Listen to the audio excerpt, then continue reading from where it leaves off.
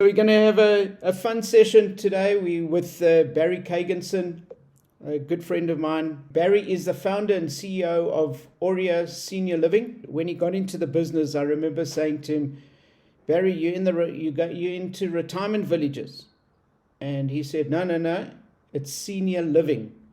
This is not retirement. This is living. And just because you're older doesn't mean you stop living." And Barry has taken what we used to see as the old way of going into retirement homes or retirement villages and changed the concept completely in South Africa initially, and looking at a lot broader than that. Just a little bit about Barry and who he is.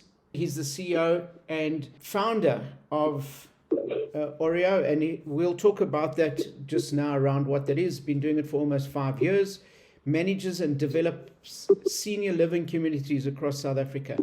Before that, he was a director of Residence Capital, and that was focusing on residential properties. Before that, he was a co-founder and director of Respublica, which was about student accommodation. So maybe you've been doing it so long that those guys who were living with you, Barry, as students, are now living in your old age retirement places. I hope not that long, Dave. Not that long. I hope I'm not that old. And then he's been with, he's also done work with Mattison and Associates, which is a business rescue practitioner. And he was with Glencore beforehand as a business consultant. In between, Barry has also lived in London, and he started some ventures in London and came back to South Africa. I think an entrepreneur of note. He qualified as a chartered accountant in 1998. He finished his articles at Grant Thornton in Cape Town. So he's born and bred in Cape Town, and then came to bring that Cape Town expertise to Joburg. He did a stint in financial services in London, as I said, and then he came back to South Africa to oversee a financial restructuring and turnaround of one of South Africa's largest coal miners. He then went back to London and co-founded a boutique financial advisory firm. So entrepreneurship is, I think, in Barry's blood. And what I'd like to know, and maybe the way we're going to conduct this, Barry, if you're okay with it, I'm going to ask you a couple of questions around the business, but more around entrepreneurship, and then we can discuss it. But for the class, let this be kind of a 50-1 interview. So 50 of us will be interviewing you. So anybody who has any questions can jump in and ask questions as we go along. Just to kick it off, Barry, I just want to find out from you, did you always see yourself as being an entrepreneur? Did you have a roadmap of where you wanted to go from the start? Do you see yourself as an entrepreneur? And also, when you started Aurea, for instance, did you have an idea? How did you come up with a concept? And then how did you go get funding? How did you get people involved? And just take us maybe initially through the process of Aurea, and then we'll go to the broader question of entrepreneurship. Yeah, thanks, David. I think, you've said quite a lot about me. I don't know how you know all of this. You must be like an FBI agent or something. But anyway, if you don't mind, I'll start with the entrepreneur thing, because it's quite a good introduction, because I'll answer your question a little bit differently. So did I always intend being an entrepreneur? And the answer is I actually never really thought about that. But what I did know was that I never really enjoyed the corporate experience, if that makes sense. I always felt like I just needed to have my own ideas and kind of run with my own ideas in a less formal environment. I'm not a very kind of formal person, and the certain formalities that come with a corporate environment just never really appealed to me. That's the first thing. And the second thing is I've always enjoyed being a problem solver. And I actually think that's what entrepreneurship is. It's actually problem solving, because you're recognizing a problem, you're finding a solution for it, and you're creating a business out of the solution to the problem. And that's really, in my mind, what entrepreneurship's all about. That's why I wanted to answer this first, because I think it's an important point in entrepreneurship. It's not actually about making money or creating a business that only makes money. I think entrepreneurship is about solving problems and solving them in a commercial way in order that the solution can be scalable and can maximize its benefit to society, because it's scalable and because you can impact on a broad range of people. So I think that's the important thing about entrepreneurship, is that it needs to solve problems and it needs to do good to society or for society. And I think that's what entrepreneurship really is. So it does. I don't know if anyone wakes up in the morning and says, I want to be an entrepreneur, because if that's all you wanted to be, I'm not quite sure you'd get anywhere. But I think if you said you want to solve problems and make a difference to the world, I think you'll get very far. So I think, to me, that's quite an important distinction. Now I've forgotten the second part of your question. So let's run through maybe the background. So you've started a couple of businesses. Just take us through how you started them, how you got funding, what were the lessons that you learned from maybe the student accommodation days or the residents or any of your businesses. Kind of, if you look back now and there was the young Barry, what would you tell the young Barry? There's still a young Barry. A younger Barry. So I'll start. I mean, you asked about the student business. So I'll just start with Res Publica. And some of the students here might know Res Publica because you all would have been in tertiary education a lot, I would think fairly recently, maybe in the last 10 years. And Res Publica we started in 2010. So I've just noticed all these thumbs up. And I just like to, because we're not in an open environment here, if anyone can just indicate if they've heard of Res Publica, anyone listening to this or anyone on this call. Yes, one. Okay, one. Okay, good. Two. All right, great. So a few people have heard of Res Publica. So I started Res Publica almost by accident. I met my partner at that time, who was already in student housing. He was working for South Point, who I'm sure some of you know as well, who ended up being one of our competitors, or we ended up being their competitor maybe. And I'd never really come across it before as a business or as an asset class. But of course, I recognized immediately that I didn't even know there was such a huge shortage of student housing in the country and indeed globally. And it just appealed to me because, again, you were solving a problem. And it was something that wasn't that easy to do at the time because people didn't understand it from a funding perspective. I'll talk about that a bit later. But the important thing there is that, there was a problem that needed to be solved. And it wasn't just about accommodation. It was actually about enabling an environment where students had the maximum chance of success, of succeeding in their studies. That's actually what it was about. Anybody can provide a room and a bed. It doesn't take much intellectual capital, to be honest. But to provide an environment off campus where you're giving students the necessary tools, facilities, and services to maximize their chances of being successful in their studies, that's quite a different proposition to just providing a bed. And the first thing we did was we went overseas, and because South Africa was quite behind in the off-campus student housing space at this time, this is 2009 or 2010, and we went to the UK and we looked at a company called Unite. I remember at the time, and just to give you an idea of scale, the largest operator of student accommodation in South Africa is probably Res Publica now, and they probably have about 8,000 beds in their portfolio. Unite in the UK at that time, 12 years ago, had 90,000 beds in their portfolio. So you just kind of get a sense of the difference in scale. So we went over there and we had a look at their product, and we came back and we implemented the same product, which was very different at the time. At the time, everyone was taking these office buildings in Braamfontein. I'm sure everyone's familiar with this. These old office buildings, they were converting them to dormitory-style accommodation. So you had all these rooms, and you had a bathroom at the one end, communal, and a kitchen at the other end, communal. That was pretty much all you had. So we did something different, and we did like mini apartments, and we did some kind of shared apartments, which creates a nice little social atmosphere. And then most importantly, the difference that we made was that we put a whole lot of facilities in the building that the other off-campus housing didn't have, like gyms and cafeterias and recreational areas and all sorts of things that is fairly common now in off-campus student housing, but we were the first ones to do it. So that's how we started. But the important thing was that it was all about solving their problems. So all of these things give students give students not only the best experience of campus life and of student life, but also give them the best chance of being successful in their studies. So we had adequate facilities for them to study. We had Wi-Fi throughout the building, which today is obviously just a given. But at the time, it actually wasn't. No one else was doing Wi-Fi throughout the building. No one else was providing.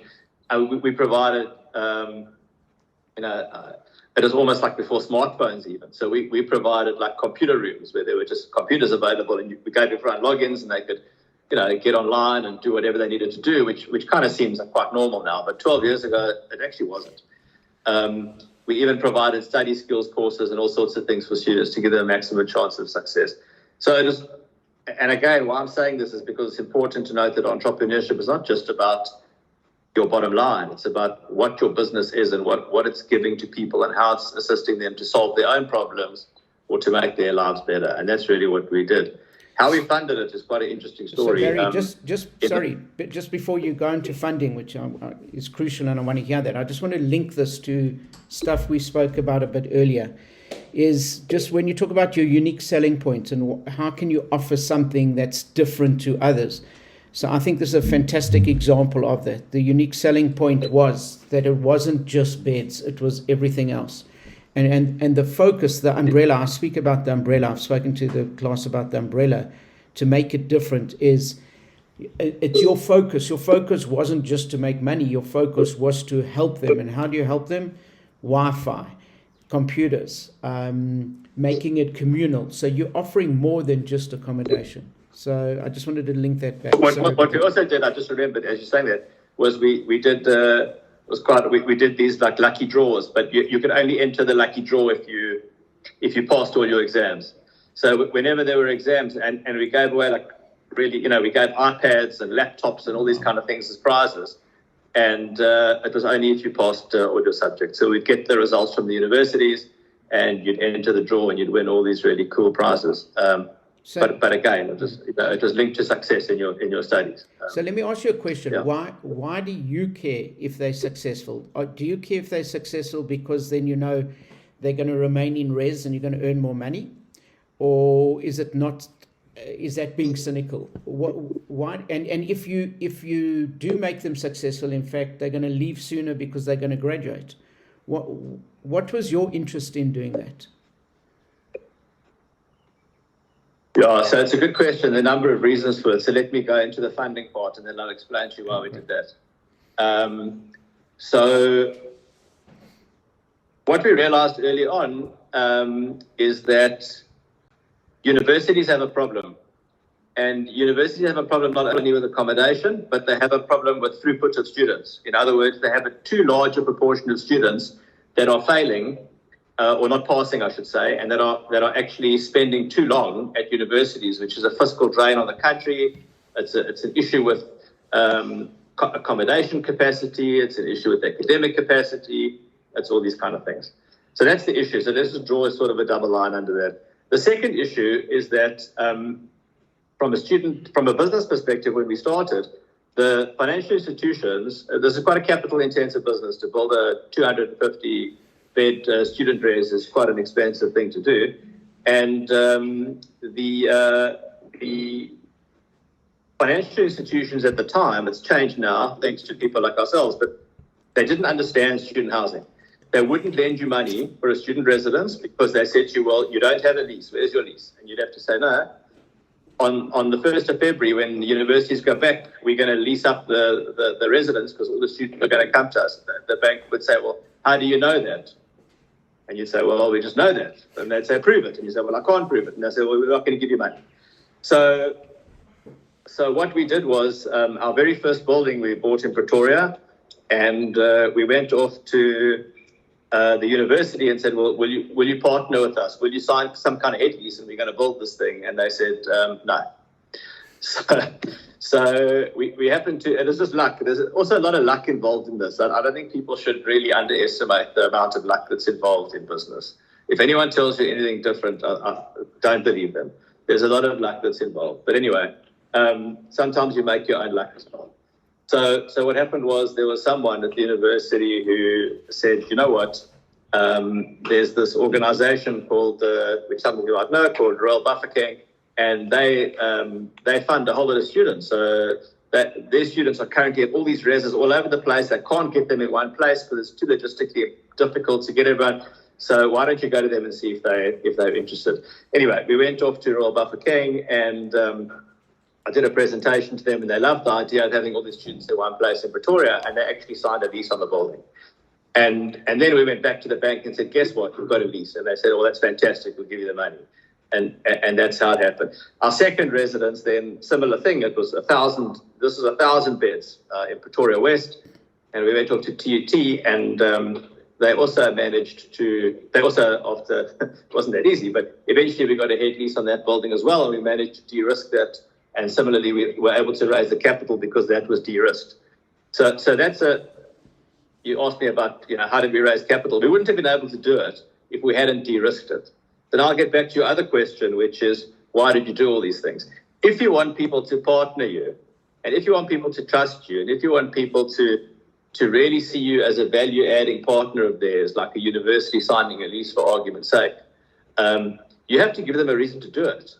And if you're helping them in one of their problems, again, it's back to the issue of problem solving. If you're helping the university solve some of their problems, one of which is beds, accommodation, but another one is throughput.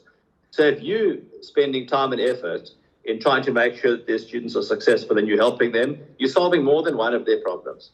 You're solving the problem of accommodation, but you're also solving the problem, albeit in a small way. And I'm really not going to say that we got students to pass. We didn't. But I would like to think we had a small positive impact on the students. And that's really why you do it, because you can't just be in any business selfishly for profits. In the long term, it just doesn't work. You have to be adding value to the people within your circle of influence. And that's why we did it. We didn't do it just, it costs money. But at the end of the day, you're building something which has some kind of stickiness, if you know what I mean. And it only has stickiness if you almost entrench yourself within a community of people or within a sphere of influence or whatever you want to call it. That enables you to be part of like an ecosystem which drives similar behaviors and similar outcomes. And that's really what it's about in that space. And that's why we did it. And over time, at one point in time, we had a 98% hedge lease rate on our portfolio. I mean, things have changed now and that doesn't really exist anymore. But at the time, it was unheard of that we had this. And we had all the universities signing leases with us because, we really looked after the students. And we actually cared. And most people in business, quite frankly, and it's across the board. Sorry, I shouldn't say most people. But there's a lot of businesses, and I'm sure you can all cite the examples of people. I mean, I have an experience today of a business that I can just tell you just does not care. There are so many businesses that just do not care, and it's apparent. If you are an entrepreneur and you, in whatever business you're in, it doesn't matter. But if it's quite apparent that you care, you'll be successful. That's my opinion, for what it's worth. So how? And I think that's just it's an important point. And I think that's why we did it, because we actually genuinely did care about the success of the students. And of course, the fact that you do care, that you have a positive influence, is ultimately going to have a positive impact on your bottom line. But you're not doing it directly for that, if that makes sense. You're doing it because you actually need to benefit other people in business other than yourself. Otherwise, you won't be successful. So how do you identify, like you said, the example of a company today that you saw didn't care? How do you know if who you're dealing with does care, and how do you know if you think they care that they're not faking the caring? So I'll answer the second part of the question first, and I'll talk.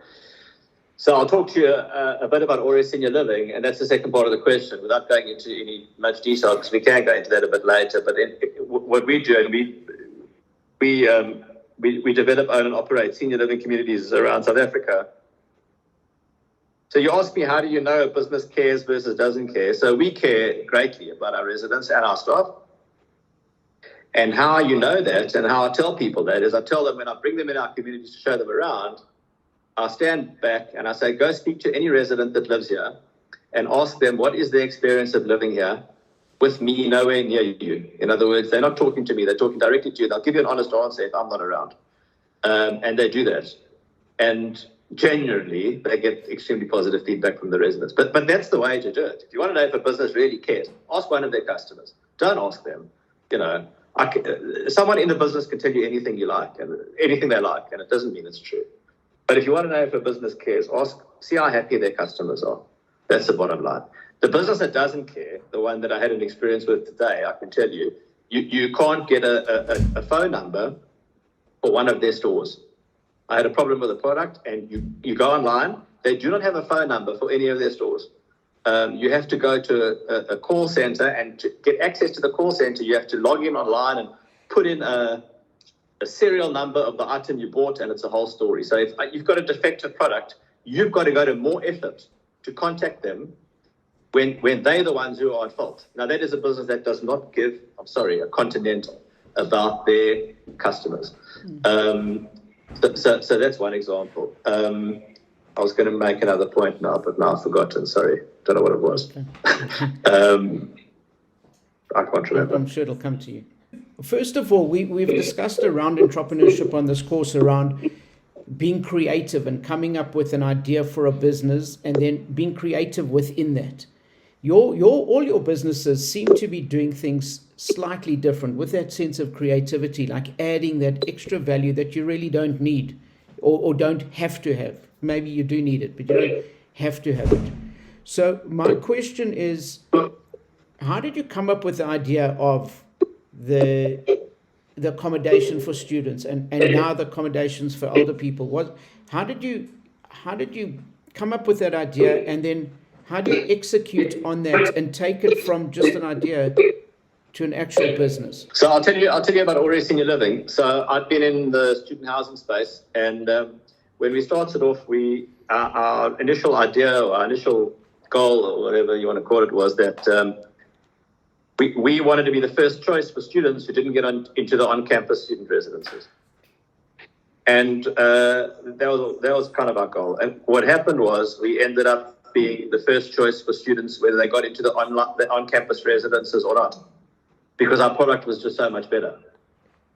So I realized that there was this dynamic of, I always call it the push versus the pull. So instead of being pushed out of the on-campus residences into off-campus, in other words, into the private ones, they were actually being pulled into ours because they were better. So we'd have students on the stairs literally at the beginning of the year when we were filled up, and they're literally in tears because they couldn't get in. And also at the same time, I heard some of the parents dropping the kids off and saying, wow, this is so nice, I wish I could live here. And I think, well, that's a bit weird. A parent saying they wish they could live in a student residence, but it was because it was so nice. It was such a nice environment. So I realized that if you get it right, and if you get the push versus pull dynamic right, you've actually got a very defendable business model and a very defendable product, and something that you can actually differentiate. And then around 2013, my grandmother was living in Cape Town. She was in her 90s, and she was living on her own in an apartment. And my mother was actually trying to get her to go into a retirement village of sorts, because obviously she was on her own and she was getting older. And she absolutely refused because she thought they were all, what people's traditional ideas are of these old age homes, where you somewhere where you go and it's just very depressing and food's horrible and all that kind of stuff. And she just refused to go. And I kind of observed how that decision not to go, that decision had such a negative impact on her life, because she stopped doing, as you get older, you stop being able to do things. So she stopped being able to play bridge every day and see her friends and do whatever it was. And her life just kind of shrunk, as she was on her own in this apartment and as she got older. And I thought, well, hang on a second, surely there's a better way to live your later years than that. And I looked into it, and I realized that South Africa was actually really, really behind in the senior living space. When I say behind other countries like Australia and New Zealand and America. And I thought there was an opportunity, and I knew that I understood the space, because student housing really is strong on property, but there's a very big overlay of like a hospitality service and an operational business that sits on top of the property. It's not just about the bricks and mortar, as I explained earlier. And I realized that the same dynamic was true in senior living. I thought, well, if I did it in the student space, I'm sure I can do it in the senior living space. And that's how I started looking into it. And that's really how I got into it. So how it actually got going is a good question, because it took me 4 years to actually get it going. And why that is because in senior living, if you want to start, if you want to start a pizza takeaway, I'm just going to use a stupid example. If you want to start a pizza takeaway, you can kind of do it anywhere, right? You can get some premises and you can get a pizza oven and you can get going. But if you want to start a retirement village business or senior living business, without a reputation, it's incredibly difficult to get going on your own, because you're unproven. And it's a very serious thing that people are entrusting you with a lot of money, and they're entrusting you with their care and their lifestyle needs and their happiness, actually, for the rest of their lives. And it's a very big decision, and it's something that you will only entrust to someone who's demonstrated that trust or has a track record of trust and performance. So I looked at getting into it, and I tried to find, so then I thought, well, you probably got to acquire something. You can't just start. If I was sort of Barry Senior Living, like, without a track record, who would have come? So I realized that you actually had to acquire something, and I looked around for something to acquire, and the whole opportunity was the problem. And why I say that was because there was nothing out there. There was like almost nothing to buy, nothing to acquire, if that makes sense. Because these things that was in my head didn't really exist. What I wanted to do, and what I thought would have attracted my grandmother, knowing who she was and how she thought, it didn't exist out there. So I was trying to buy, and I just couldn't find anything. And to be honest, I'd like almost given up. Now this is an important point, and the point is that you must always just push the envelope and try. And I'm a friend of mine was also quite interested in this space, and he was a lot younger than me. Anyway, we found a retirement village that we heard was for sale, and it was owned by one of the big insurance companies. And I said to him, it's owned by this, I'm not going to mention the name, but I said it's owned by this insurance company. I don't know anyone there, and I'm not sure how we could find the right person to speak to. And he said to me, he was like 23 at the time, and he said to me, well, why don't we just phone the CEO? And I said to him, well, you can't just phone the CEO. And he said, why not? And I actually didn't have an answer to why not. I don't know why not. I just thought you couldn't. But when I actually thought about it, I thought, well, I suppose you can. And he said, okay, hold on. I'm going to phone him. I'm going to phone the CEO, and I'm going to phone you back. And I'll tell you what he says. So I thought, yeah, okay. Anyway, he phoned the CEO, and he got through to him, and he said, yeah, come down. And we flew down to Cape Town, and we met him. And that's kind of how it started. But if it wasn't for that phone call, if it wasn't for me thinking, well, I don't know who to speak to, it probably wouldn't have happened. And that's a good lesson, is just try your luck. When I say sometimes it's luck and sometimes you make your own luck, just try and make your own luck, and just, make the call or do whatever it is that needs to be done. What's the worst that can happen? Someone will bat you away, and somebody will say, no, I don't want to talk to you, or I'm not interested, or your idea is bad, or I can't help you. And that's okay. And you'll probably hear it many times. But just try it once, and you never know what will happen. And there's an example. If it wasn't for that call, I'd probably still be sitting here scratching my head thinking, oh, it's so difficult to get into this, and who do I phone at this insurance company? But, if you just make the call, sometimes it happens. So when I was saying earlier, you make your own luck, maybe that's an example of it. So what happens if you... So that's really how I got into it. I'm giving you a long spiel here. But that's actually how I got into it. And then we bought this one retirement village. I want to stop you there, Barry. Can I just stop you there? Because you were saying, and then we bought it. But what happens, you go meet the guy and he says, okay, it's 50 million rand to buy this. Like, surely for most people they say, okay, well, let me look in my bank account. I don't have 50 million. Sorry, I can't buy it. Where do you go from there? So you have an idea, you're struggling to find it, you then find an opportunity, but now it costs a huge amount of money. You don't have potentially the money.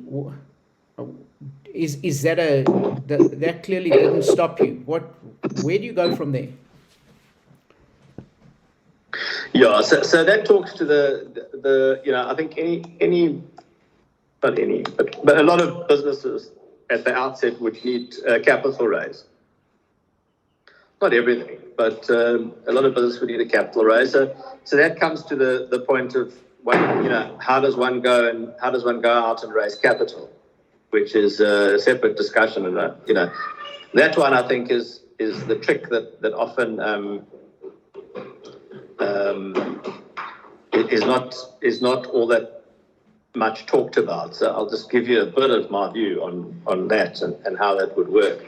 I think the first thing you need to do to be able to raise capital, firstly, to get someone to invest in you or to give you money, is firstly you've got to have a good business idea, obviously, right?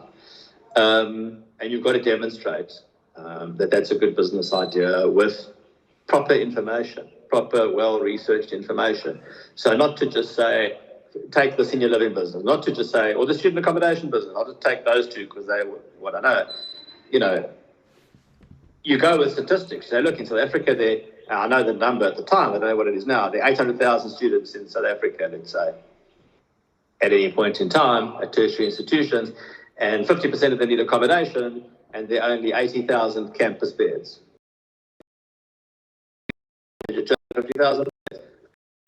You think you want to have 5% market share, 5% of 250,000 means that you want to have X number of beds, and you can start building it down from there. And the same in senior living, you can do the similar kind of statistics.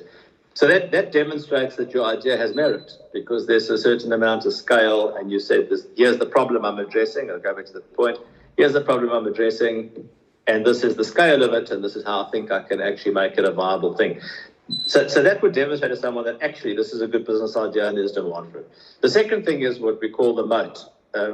A moat being, in the old medieval castles, they used to have a moat, literally a river around the thing. And in those days, people couldn't swim or whatever, and they couldn't get into the castle. So every business has to have a defensible position, or in other words, a barrier to entry, I should say. You don't want to be in a business where every Tom, Dick, and Harry can just become your competitor tomorrow. So everything you do, a good business idea to me is something that people can't easily replicate, or can't easily start themselves, or can't easily get into. And there's a number of different. It's a very important thing to have barriers to. And then the other thing is to me that what is very important for any business idea is you need to be able, or there needs to be an opportunity that you can be the best. And you need to be the best, and that's the most important thing in any business, is to be the best, not to be the biggest. Biggest often gets you into trouble. If your strategy is to be the biggest, often you get into trouble. And when I went to raise money and I raised private equity capital, that's the first question they said to me was, how big do you want this business to be, and how much capital do you need to deploy, or do you want from us, or what you're looking for? And my answer to them was, I actually have no idea how big I want it to be, and I don't know how big it can get, but I do know that I want to be the best. That's all I'm going to tell you. I don't know how much capital, I don't know how many units we're going to build. And if people ask me that today, and I've been doing it now for 4.5 years, they ask me all the time, like, what's your strategy? How big do you want to be? And I give them the same answer as I gave them 4.5 years ago. I say, I don't know, but we just want to be the best. And wherever we can find the best opportunities to deploy capital, to grow, we'll do it, provided we can carry on being the best. At the point where we can't, then we mustn't grow anymore.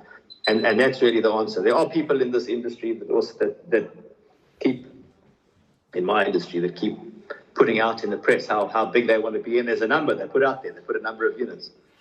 I don't know how they get to it, but it's never been an issue for me to say how big you need to be. It's just about being the best, and I think that's important. So if you've got a good business, best, I think it's very attractive to a provider of capital. So that's the first thing. The other thing that you need, the other critical thing in terms of raising capital is a proper business plan, a well thought out business plan. As I said, it's got to start off with what's the problem that you're trying to address, and why do you feel that you can do it? How are you going to do it? What are the barriers to entry? Because no one wants to give you money.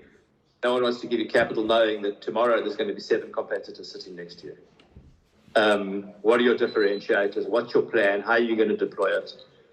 And you need to think about all areas, marketing, HR, finance, distribution, scale, implementation, all these different things that you need to think about to tell them to answer all the questions they are going to have of you as to how you do it. And the most important thing, is most people when they do business plans, in my experience, and I've seen a lot of them, what most people do is they try and sell the dream. They sell this amazing idea and the famous hockey stick. You know what the hockey stick looks like? You know, the graph of earnings into the future. It always does this. Zoop, the hockey stick. Every time. Because you're selling the dream. My advice in this, sell the nightmare. Tell people that you've thought about what happens when things go pear-shaped and what that's going to look like. Because anyone can tell you how much money you're going to make, but tell someone how much money they can lose and under what circumstances and what you're going to do to make sure that those losses are mitigated.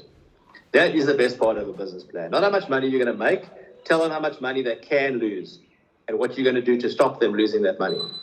Because if you don't tell them that, they're not going to trust you, because you have to think as a business owner, operator, whatever it is, you have to think of the downside all the time, and you're going to be managing downside as much as managing upside. So to me, the most important part of a business plan is to be honest and to say, look, we can do X, Y, and Z, but such and such can also happen. If those things happen, this is what it looks like, and this is what I'm going to do to fix it. And you have to tell them that.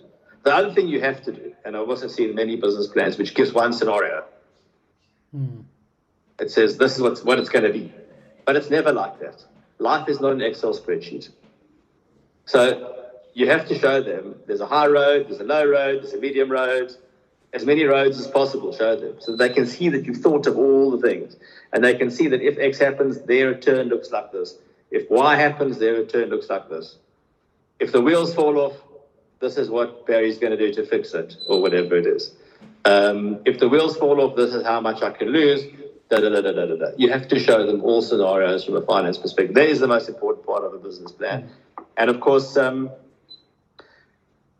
need to show them that you have an interest and a passion about what you're doing, and that you're actually going to be caring about your customer. This is my opinion, if you ask me. Because it's not just about the bottom line or the money. I think if that's all you're after, I think it's a short-term thing. So Barry, interesting. I spoke to the class earlier about when you talk about a business plan. I said you can't have a roadmap, because a roadmap says you turn right here and left here. You need to, instead of a roadmap, you need a compass. So a compass gives you the direction rather than the actual road you're on. Your response to that? Would you agree with that? Do you feel that? I would agree with that. And if you're thinking about a roadmap, what I would suggest is that they look at a roadmap like you're driving through Joburg. You've got a pothole on your left, you've got a pothole on the right, you've got a taxi that's about to cut you off, you've got cops who are going to pull you over on the side when you're trying to get to something important. You're going to have obstacles everywhere, and half the time you're not going to know where they're coming from, and the other half of the time you're not quite going to know how to deal with them, but you have to deal with them on the fly. And so it's the same thing, as long as you're going in the right direction, there are things that are going to hit you from all sides, but you need to be able to deal with them. Fantastic. Excellent. I do want to just remind everybody on the call that this is not a TV show that you're just watching on Netflix. You can ask questions. It is interactive. So, guys, has anyone got any questions that you want to ask? I can see Thompson, you got your hand up. Go for it. There we go. Hi, Barry. I've got 3 questions here. But before I can ask questions, I just want to pick up 3 key components that are very essential, for any entrepreneur. So you mentioned that when you start a business, it has to have a high barrier to entry. For me, that's the key. And then you also mentioned that it shouldn't be easy to replicate. And I think that's also very important for me. And then the other one, you said, in a summary, you must find a product. In fact, you must find a product for your customer, not a customer for your product. That's how you started your business. So you address the problem, and then you find a solution. And then let me move on to my questions. The first question here, I would like to understand, when you register your company as a startup, was it a private company? Was it a partnership? How did you start, when you begin with the concept? And then the second question was, how did you then get your customers? I mean, Students Village. Because 10 years back, I presume there was no app, there was no internet, there was no social media, there was nothing. Was it easy for you to get your customers, your students in particular? So if you're talking about, I'll answer your first question in terms of the entity. Yeah, it's a private company, but I think that that's really a legal and administrative matter, and that would depend on the circumstances. But the second part of your question about how do you get people? So as I said, the first few we had. It's a good question because we didn't actually have to do that, and that's the whole point of de-risking. As I said, I'm glad you asked the question. It's the whole point of de-risking the transaction. And sorry, that's another thing in terms of raising capital. Investors always like something that's de-risked. So if you can point out the risks and tell them how you're going to mitigate them, they'll be a lot more receptive to investing. So one takes student accommodation for now. What's your risk? Your risk is that you're going to open up in February, as you say, Thompson, and you're not going to have any students, and you're going to have to run around now maybe on social media, but back then you didn't really have you had social media, but it wasn't the big marketing engine that it is now. So what would we have had to do? We would have had to put up tables at the campus. I'm sure you've all experienced this. You put up tables and banners and what are those things, whatever you call them, those pop-up banners and stuff, and hand out flyers. That's what you'd have to do. But luckily, because we'd actually de-risked it, we'd signed these headpieces, it wasn't our problem as to where the students came from. The university would send them. Or in the case of Royal Bafokeng, they would just send them. They would arrive and they'd have a little note and they'd say, I've been allocated to this residence by TUT or by Royal Bafokeng or whoever it was. So we didn't actually have to do it, is the answer to the question, which to me is actually probably a more important point, because it's like, what I'm saying is that's a way you de-risk. So Barry, it's about creating a model that doesn't exist and a model that makes your business work is what I'm hearing. Great, thank you. Any other questions, guys? Okay, we got a couple of questions coming through. Gavin? So you mentioned a couple of things, and I think I'm still thinking about them. This business is going to have limitations as far as the number of students that any university is going to take on. How do you plan on growing beyond that? Are you saying in student residences? Yeah, in student residences. Yeah, look, I'm not involved in that business anymore, but of course it's got limitations in terms of how many students there are at universities. That's quite right. But again, it goes back to that. You've always got to start with, well, how big's the market? So, and I could be wrong in the numbers, but I think it's something like this, that at the time, if I remember the numbers, there were 850,000 registered students at tertiary institutions around South Africa. There were 120,000 on-campus beds, and 50% of students required accommodation, which means you had 400,000 students roughly requiring accommodation. You had roughly 100,000 beds. Therefore, you had a shortage of 300,000 beds nationally. Okay. Now, the biggest operator today, which is, I think, Res Publica, has 8,000 beds. So it's got 8,000 out of 300,000. So you could carry on for a long, long, long time before you run out of road, if that makes sense. So I don't think that the capacity isn't on student numbers. The capacity is actually at the moment on-campus residences, and you get a shortage. So I don't think there's an issue, in the student space about running out of room for beds.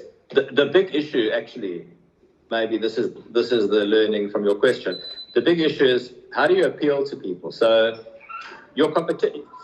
Let's say there's a shortage of 300,000 beds, as I just said to you. Those students aren't sleeping in the street. They're not sleeping in open fields. They're somewhere. They're just not in the commercial residences. They're living in an apartment here, in a cottage at the back of a house here somewhere. The trick is to get them into your accommodation. It's not like they don't have a roof over their heads. They do. They're somewhere. In the senior living space, our biggest competitor, as already senior living, isn't other retirement villages. Our biggest competitor is older people's houses that they're living in at the moment. They don't want to move out. So we have to educate them as to why they are so much better off living in our senior living communities than living in their existing houses. So I think that's probably more the point. It's not necessarily the size of the market. It's how the market is currently dispersed across various alternatives and how you get them or convince them to come to your alternative. And that goes for anything, actually. You know, if I take another example of, just say the principle, electric cars, for argument's sake. You say, well, you know, is there a shortage of electric cars? No, everyone's driving petrol cars. What do you have to do? You've got to convince them to move from petrol to electric, or whatever the case is. You know, so that's what it's about. It's almost like a different mindset. Don't be so hard and fast on how many people there are doing X. It's about how many people you can convince to do Y. That's really what it is. And to convince them to do Y, you've got to have all those boxes that I've kind of ticked. You've got to have a great product. You've got to care about people. You've got to provide an amazing service. You've got to be innovative. You've got to be the best in your industry. And then you should be able to convince them. If you can't convince them, then maybe they just won't be convinced. But you've got to do everything in your possible to get them to use whatever it is that you are producing, selling, you know. Thank you. Great. Barry, next up we've got Sakani's got a question. Good afternoon, Barry. Hi. So you mentioned that an opportunity for the business is to be the best and not necessarily the biggest, and that aiming to be big can sometimes land you in trouble. And I've seen that most of the organization, even in my current organization, they set specific goals. This is the turnover that we want to achieve in the next 5 years or 10 years. And I know that, most of the time when we set goals, we try as much as possible, to set smart goals. But in terms of the advice that you gave, it seems like it's the opposite. So I just wanted you to unpack some of the troubles that could land you in trouble if you aim to be big and not necessarily the best. Yeah. So if you aim to be big, you end up doing transactions because or building capacity or product to fulfill the goal of size rather than the goal of product. That makes sense. So I'll give you an example for senior, just like let's say for senior living, right? If someone told me I had to get to 10,000 units, I'd have to go and buy. Without giving you too much info because it'll take too long on the senior living business. But if I had to go, so let's say we've currently got 1,000 units for argument's sake, and I had to get to 10,000. What would I be? What would I have to do to get there within a reasonable time frame? I'd have to go build villages that are like, say, 1,000 units at a time, which is problematic for a number of reasons in my industry. Number one, to find land to build 1,000 units on, you've got to go far out of town, which impacts on your product because people don't really want to live far out of town. And secondly, building communities of 1,000 houses, it's actually too big. It's not a nice community to live in. It's too many people. Anything over 250 residents or 300 residents is actually too big. So you're compromising your product because you're going for the scale. Does that make sense? You're going to be like an hour out of town in a community that's way too big to be, we have a thing that our staff need to know every single resident by name.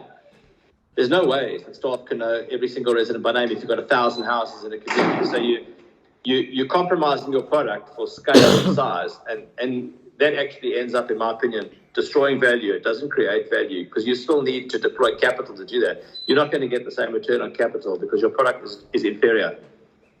That's just an example in the senior living or in my business. There's examples in every business of people who are forced to deploy capital or forced to chase certain size, and possibly, not in all instances, I'm just saying this is what works for me. I'm not suggesting that it's applicable to every single business. But I think to look at every business on its merits in terms of is it right to be X size or is it right to just be the best, that's a decision everyone needs to make for themselves. Got it. Thank you, Barry. So it's quality over quantity. Got it.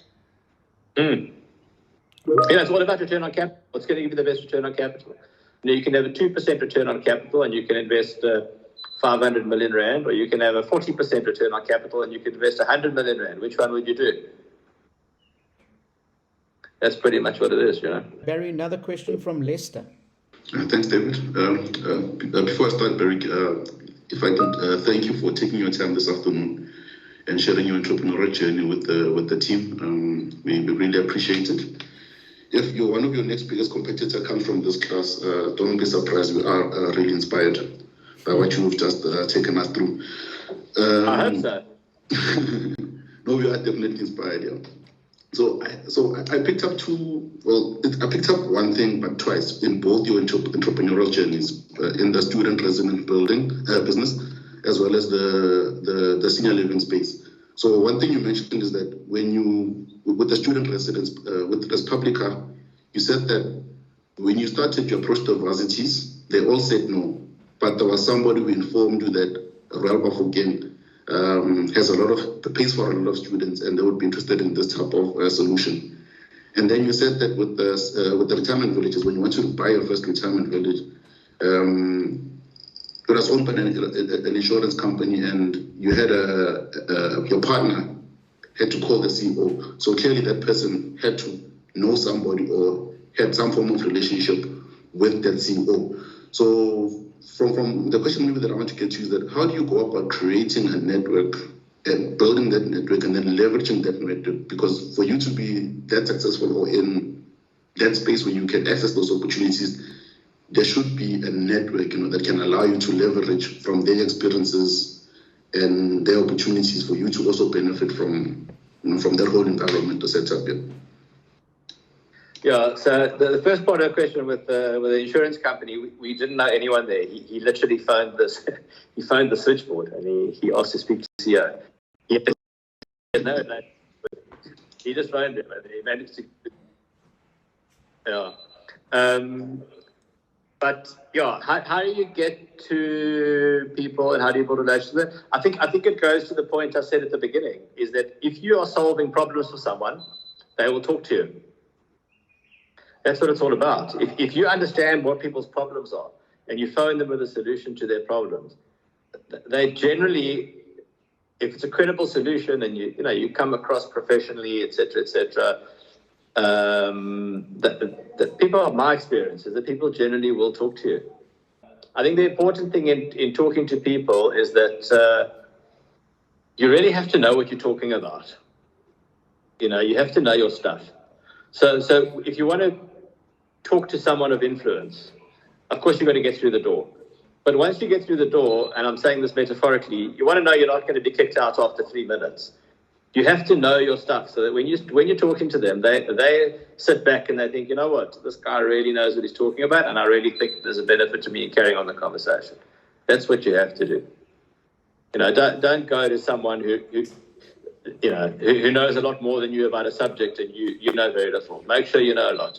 That's what I'm saying.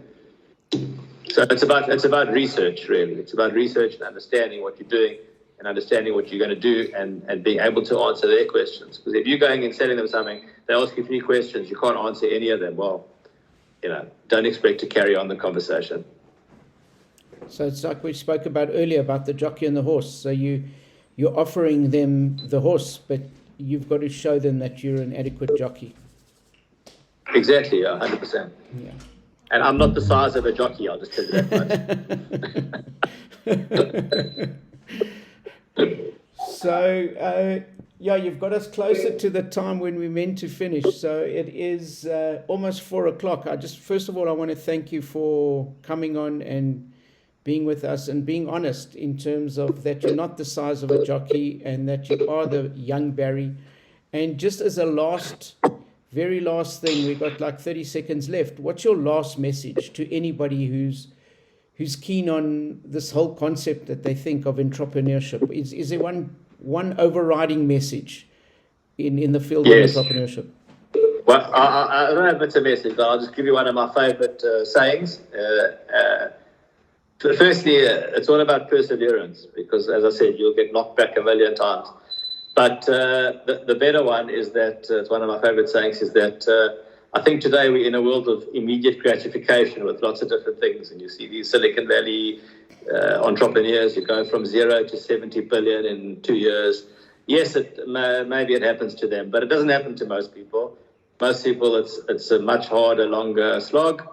And I think you've got to be prepared for that. And my favorite saying that I will end off with is, and apparently it was Donald Gordon, who founded, Sir Donald Gordon, who founded Liberty Life. Apparently it was his saying, and that is, an overnight success takes 15 years. And I think that's an important point to remember. That's fantastic. You've just echoed something I said earlier. You don't become an overnight success overnight. And it's kind of the same message.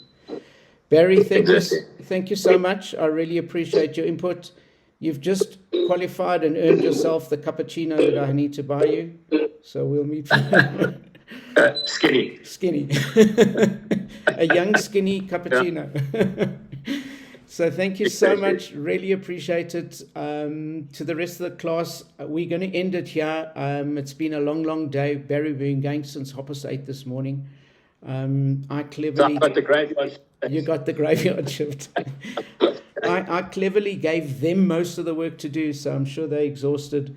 And guys, I will see you again in our class on Monday. I think Monday night, 6 o'clock.